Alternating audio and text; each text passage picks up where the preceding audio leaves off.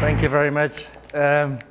Good morning, everyone. And firstly, thank you, Sophie, and the team from CreativeMornings for inviting me to be here with you this morning to talk a little bit about the Good Life Coffee Company, and importantly, this word inclusive and how it's played an important part in not only founding the company itself, but how it continues to stimulate and play a part in the continued growth of the brand in the way that we do business at the Good Life Coffee Company.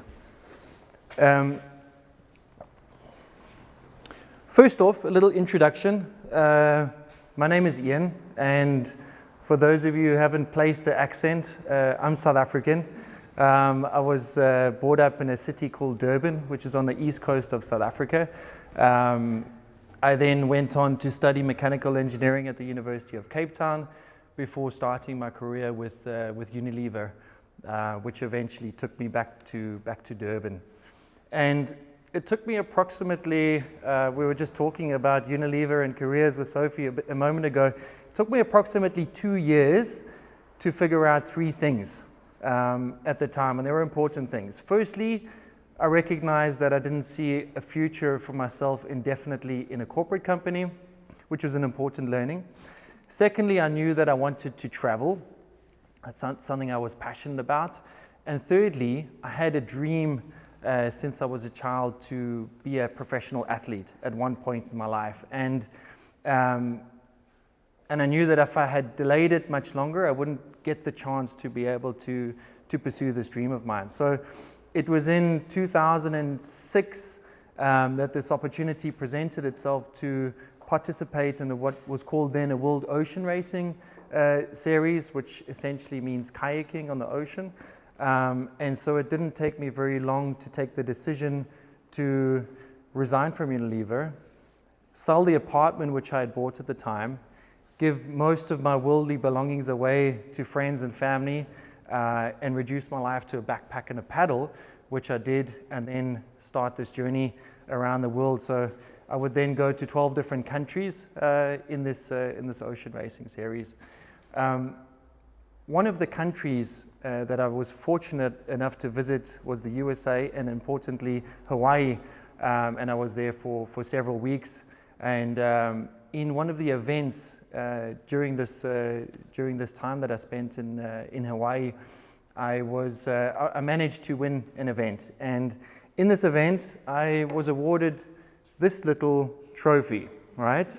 And it's a kind of strange looking little Hawaiian kind of carve out, cut out dude, and it was small enough that I could place him into my backpack and continue to travel with him through the rest of the remaining 12 months of that tour. And coming back to the theme inclusive, and why I'm telling you all of this is that journey that I took at that time in my life was incredible in the fact that I was able to meet just amazing people along the way, and those people that I met were so inclusive, so hospitable, so welcoming and warm, and in the fact that we shared a similar passion in sports and travel. Every country that I went to, it was amazing. I would have families that I'd never met before, and they would welcome me into their homes. They would feed me, they would give me shelter, and they would help me on this kind of personal journey that I was on at the time. So when this travel or this journey finished, because of this amazing experience that I was privileged enough to live, I thought I would love to be able to share something similar with other people, right? And that inspired me to then take this little guy.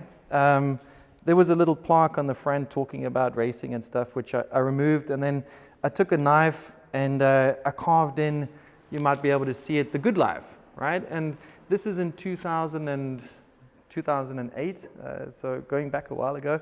And with that, with the thinking of pay it forward, which some of you guys might be familiar with. I was inspired to then encourage other people to pursue a personal journey of their own, to go and discover or go after dreams of theirs and travel and share in maybe a little bit of the privilege that I was able to enjoy in that year of travel.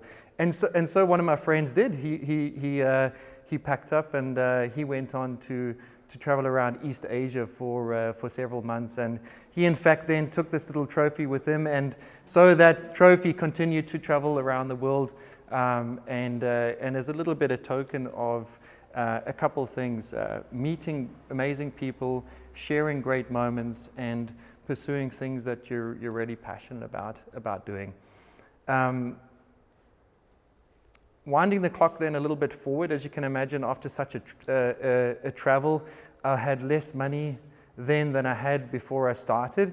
So it was actually very fortunate that Nestle in Switzerland reached out to me via LinkedIn and asked me if I'd be interested in a position back in product design and development, which is the career path that I took. So they offered me a position at PTC Orb, just outside of Lausanne in the Global Technology Center. And it didn't take long again to take the decision. Yes, I need some cash. Switzerland, no oceans, looks pretty. Chocolate apparently is good. Why not? So it was a little bit. I still had my backpack and my paddle, which I used less obviously when I came here. But I came over to Switzerland, and that's how I came to be here. Again, I mentioned earlier there were three important things, right? The first was that I didn't see a long term in a corporate company, and so in 2015, that entrepreneurship piece would start to come to life for myself, and I'll talk more about that afterwards. So you might ask, why coffee? What am I doing in coffee? What's the South African mechanical engineer who's traveled around the world doing with coffee? So when I came to arrive in Switzerland, I remember it like yesterday, going to the local coffee shop and ordering a coffee, right? And I was asked if I would like a café crème, café noir, espresso, or cappuccino. So I asked for a café crème. I didn't really know what the crème meant, but I asked for a café crème. And the barista kind of went and shuffled and pushed a button, and out came this hot black liquid. And I was served, and I was asked to pay 4 francs 20, I think, at the time, which was equivalent to around 60 Rand, which is the South African currency. And I remember thinking, wow, this is very different to what I'm familiar with from the countries that I've traveled to, like New Zealand, Australia, the UK, where you can order a flat white, you can order a latte, every kind of different coffee you like, or single origins, and so I remember thinking, hey, there's a gap here, and would be great to see the community enjoy the coffee that I've certainly have experienced during my travels. So then wind the clock forward and enter the Good Life Coffee Company. So I guess if I look back, there was a few seeds that were planted early on that then prompted this journey to start the Good Life Coffee Company as we know today. One of those ties in with that story that I told you about with traveling around the world and getting that trophy, that sense of connectedness, bringing people together, sharing great moments, doing things that you're passionate about, and importantly, connecting with people. And that's where I see that the inclusive theme linking into that important pillar or fundamental on the construct of the brand. And since I've lived in Switzerland, I've learned, culturally here, it's a little bit different to what I'm familiar with in South Africa. Generalization, people are a little bit more, less emotionally engaging at the get-go. So I think, the thinking was, why not bring a product that facilitates connectedness and bringing people together? So that was one part, and then, the other part really about that experience of coffee. And coffee is is an amazing world, and there's so much to discover. And I think Switzerland back then was really at the start of a journey of developing something and growing into the coffee culture that what I'm encouraged to see is developing at a rapid rate now. So those are the first two, let's say, components that played a part in starting the brand. And then I'll talk now about a few what are key important, let's say, aspects to who we are, what we're about at the Good Life Company. This photo was taken in Costa Rica in 2017. And this is the Aguilera family, who I was fortunate enough to meet. And yeah, I said there, we learn from our farmers, certainly. I mean, I don't know if anyone has traveled to a coffee farm and visited a coffee farm before, but certainly what I took away from that is the amount of passion that these farmers have. Carlo, I know you've visited there as well. The passion that these farmers have for just growing, we talk about just growing coffee, not beans, but their coffee fruits, and the amount of care that they take in growing this amazing product, and the way that they harvest them, the way that they process them afterwards, and then pack and deliver it to us. So, for us, it's really important not only to deliver amazing, consistently high quality products to our end customers, but also to try and capture a little bit of the story of the origins and where this amazing product comes from, and include these personalities, these people in the communication to the end customers, that we can try and convey that passion eventually. Learning by doing. So this is typically what we see in our quality control protocols, which we do on a very regular basis. We take these cups, we sniff them, we sip them, we spit them, and we repeat and we repeat. So it's not a very glamorous process, if you like, but it's a way for us to ensure that we are really close to our product, and a way for us to try and maintain that consistent quality level, that we ensure that every cup of coffee is more or less consistently the same profile and the same quality every time. And with this, we really try to be, as coming back to inclusive, engage with our coffee community, and invite people to come and participate in this process, and really discover what's behind the scenes, what goes into making every cup of coffee that you get to enjoy on your way to work or wherever in the morning. So learning by doing, an important part of what we do. Our door is always open. We started our company, or our roastery, we kicked off in Mood On. And we named it Turning the Mood On in Mood On, because those of you who have visited Mood On, it's a little bit of a sleepy kind of farmy town. Lovely people, and it's beautiful, but it's kind of sleepy. But we were fortunate enough to find this really cool little farm kind of homestead where we started our roastery back then. In 2016, we launched our roastery.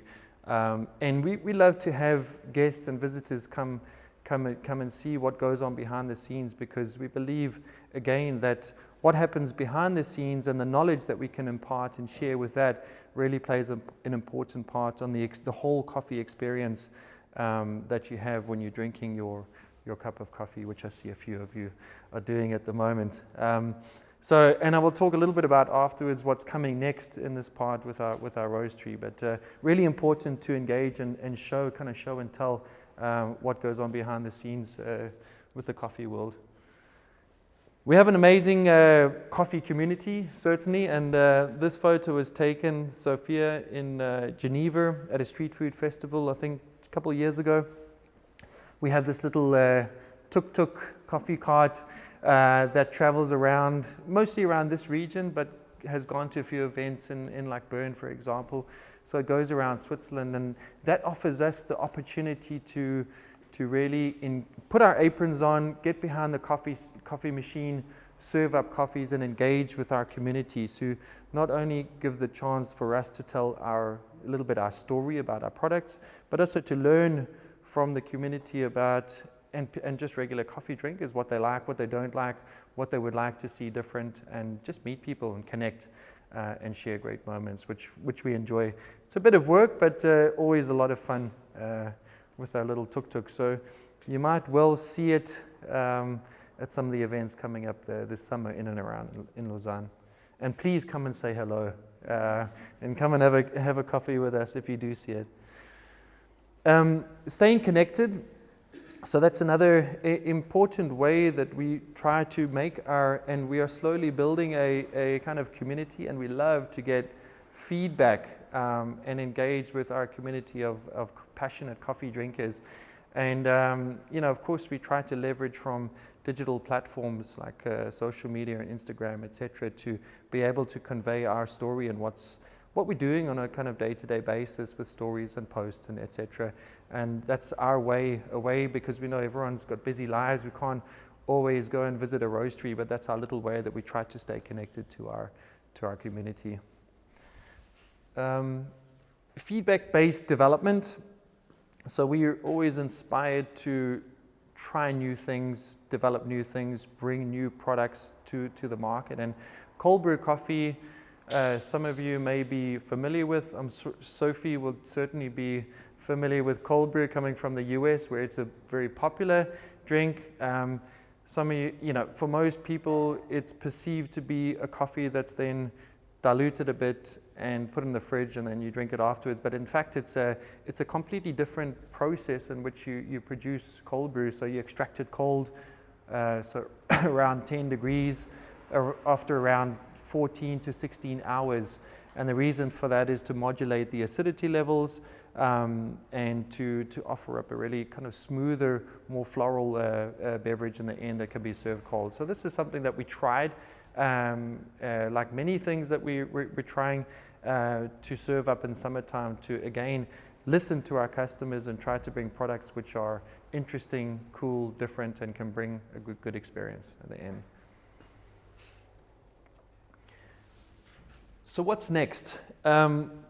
It's a really exciting time for our brand. We're now just more than 3 years old, and we've learned a lot. The company has experienced a lot, as you can imagine, in the startup world over the last 3 years.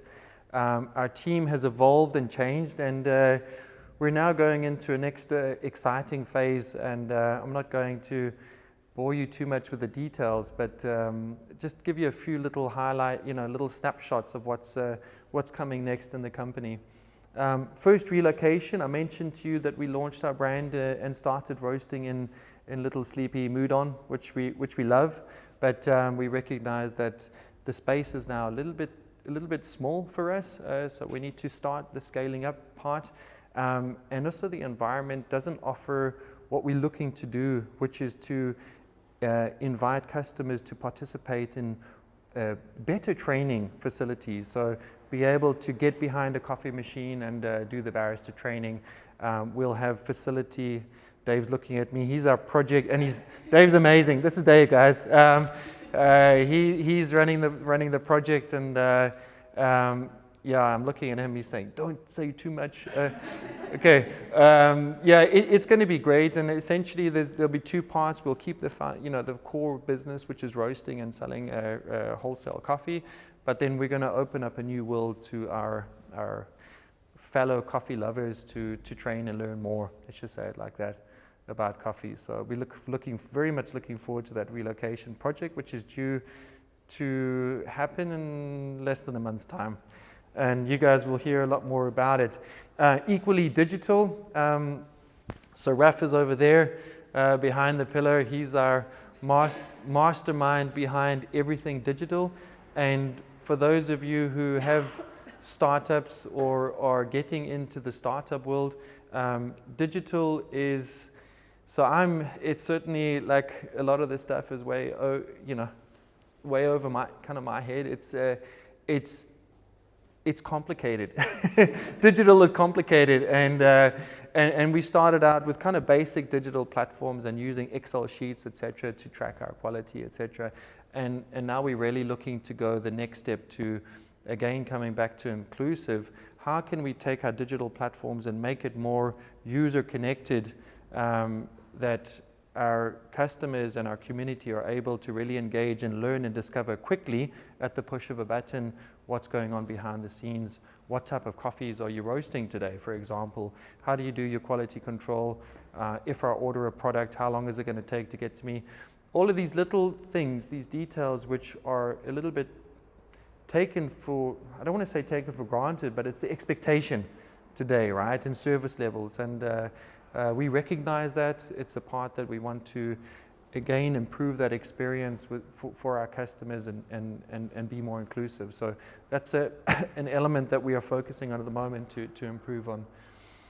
And then lastly, rebranding. So Rocio, who's not here this morning, is our mastermind for that, and she's been now with the team for the last month and a half, really short amount of time, and we're bundling this whole relocation project into these 3 parts, and part of it is rebranding. So since the inception of the company, the brand development part has been a little bit fragmented. So you start, you learn, you do something, you learn something more, then you do something, and it's been like that since the beginning, and we recognize now it's the time to consolidate all of those components, bring it together, and then harmonize all of our brand identity elements together. So she is doing an amazing job so far with that, and there will of course be more to come in the next week. So that just gives you a little flavor for where we came from before with our brand. Multiple different font styles. We had the coffee company along with it as well, and we're looking to just clean out, go simpler, neater, cleaner going forward, which is difficult for me emotionally to let go of some of those parts, and we've had lengthy discussions about this, but I'm slowly arriving and getting familiar with it again. And so then, yeah, so hopefully I'm not going overtime or anything, but really that was, I've tried to keep it a little bit short and sweet, the presentation, tell you a little bit about how the company was, the inspiration for how, one came, or at least in my journey, how I came into entrepreneurship, started this journey with coffee, a little bit about the brand, but importantly, this coming back to the topic of inclusive. So along the whole journey, that word inclusive has been really important for us to not just make a product and throw it over the fence to our coffee community and customers, but really try to work as closely together, because this is something we recognize from the beginning. It's a new area, it's a change, and change is difficult. And it's not something to do alone. And so we've really aspired to continue to grow as a brand and as a company with the support of our collective community. And on that, I'm always very grateful for our community, the interest and the passion that they show and share in this amazing product. So thank you for your time this morning. Thank you for listening in. And I think we have a bit of time for a Q&A session. Great. So would anyone... Thank you.